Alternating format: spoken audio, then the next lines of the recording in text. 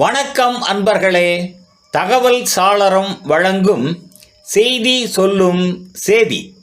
தமிழ்நாட்டின் பொருளாதார ஆய்வறிக்கை அனைவருக்குமான வளர்ச்சியின் அவசிய தேவை. தமிழ்நாட்டின் திட்டக்குழு தயாரித்த பொருளாதார ஆய்வறிக்கை மார்ச் 13 வெளியிடப்பட்ட செய்தியின் அடிப்படையிலான செய்தியை விரிவாக பார்ப்போம். இந்திய அரசாங்கமானது ஒவ்வொரு ஆண்டும் பட்ஜெட்டிற்கு முன்பாக பொருளாதார ஆய்வறிக்கையை வெளியிட்டு வருகின்றது. சில மாநிலங்களும் அவ்வாறே ஆய்வறிக்கைகளை வெளியிட்டு வருகின்றன. தமிழ்நாட்டை பொறுத்தவரை திட்டக்குழுவினரால் முதலாக தயாரிக்கப்பட்ட இந்த ஆண்டின் பொருளாதார அறிக்கை மாண்புமிகு முதல்வரால் வெளியிடப்பட்டு உள்ளது. இந்த ஆண்டின் பட்ஜெட்டிற்கான ஒரு முன்னோடியாக இதனை கருதலாம்.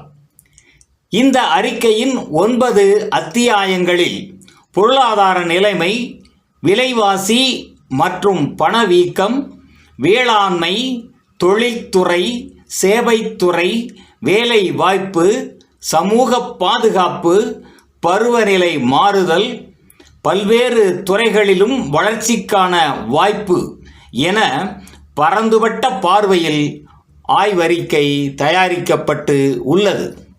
இந்த அறிக்கையின் சில முக்கியமான அம்சங்களை பார்ப்போம். உலக அளவில் பொருளாதார வளர்ச்சி என்பது 3.3% இந்தியாவின் வளர்ச்சி 6.5% இருக்கும் பொழுது தமிழ்நாட்டின் வளர்ச்சி விகிதம் 8% இருப்பது சிறப்பு.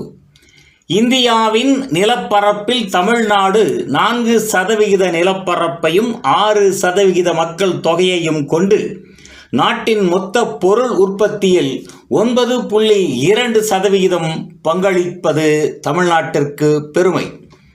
கார்கள், மோட்டார், உதிரி பாகங்கள், டெக்ஸ்டைல்ஸ், தோல், எலக்ட்ரானிக்ஸ் ஆகியவைகளின் ஏற்றுமதியில் இந்தியாவிலேயே தமிழ்நாடு முதலிடம் வகிப்பது சிறப்பு. இந்தியாவின் தேசிய தனிநபர் சராசரி வருமானமானது ஒரு ஆண்டிற்கு ரூபாய் 1.69 லட்சம் என இருக்கும் பொழுது தமிழ்நாட்டின் தனி நபர் வருமானம் 2.78 லட்சம் என இருப்பது சிறப்பு. மகாராஷ்டிரா, கர்நாடகா, மேற்கு வங்காளம் ஆகிய மாநிலங்களின் பொருளாதார வளர்ச்சியின் பெரும் பங்கு அந்த மாநிலங்களின் ஒரே ஒரு பெருநகரையே சார்ந்திருக்கும் பொழுது தமிழ்நாட்டில் பொருளாதார வளர்ச்சியானது தலைநகரை தாண்டி கோவை, மதுரை, திருப்பூர், திருச்சி, சேலம் என அனைத்து மண்டலங்களிலும் பரவி இருப்பது நல்லதொரு அம்சம் ஆகும்.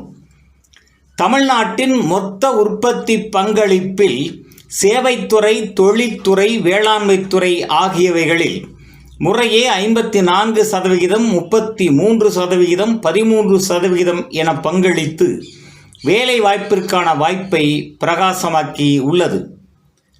பணவீக்க படிநிலையில் இந்தியாவின் சராசரியை காட்டிலும் 0.5% தமிழ்நாடு குறைவாக இருந்த போதிலும் மாநிலங்களின் படிநிலையில் 8வது இடத்தில் இருப்பதால் குடிமக்களுக்கு பருப்பு, எண்ணெய் முதலியவைகளை சலுகை விலையில் வழங்கி வருகின்றது.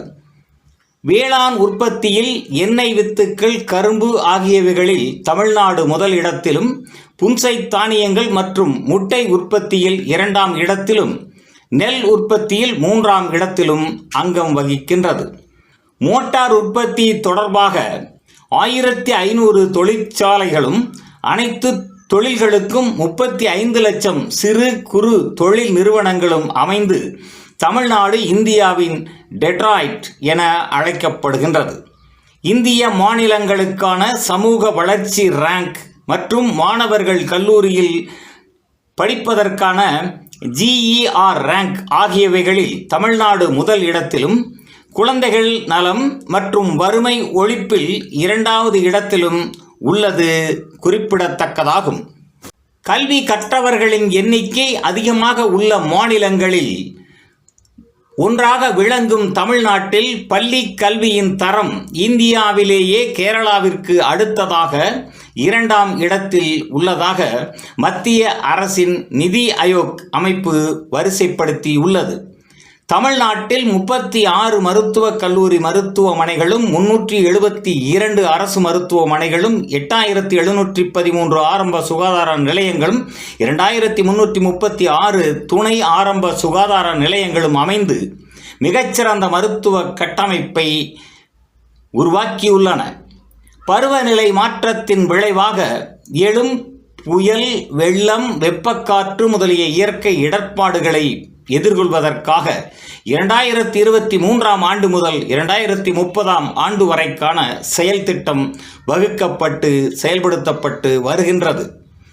இந்த பொருளாதார அறிக்கையின் கருத்துக்களும் ஆலோசனைகளும் முறையாகவும் முழுமையாகவும் அரசினரால் தொடர்ந்து செயல்படுத்தப்படும் பொழுது அனைவருக்குமான வளர்ச்சி பாதையின் வழிகாட்டும் ஒரு ஆவணமாக இந்த ஆய்வறிக்கை அங்கம் வகிக்கும் என்பதில் ஐயம் இல்லை.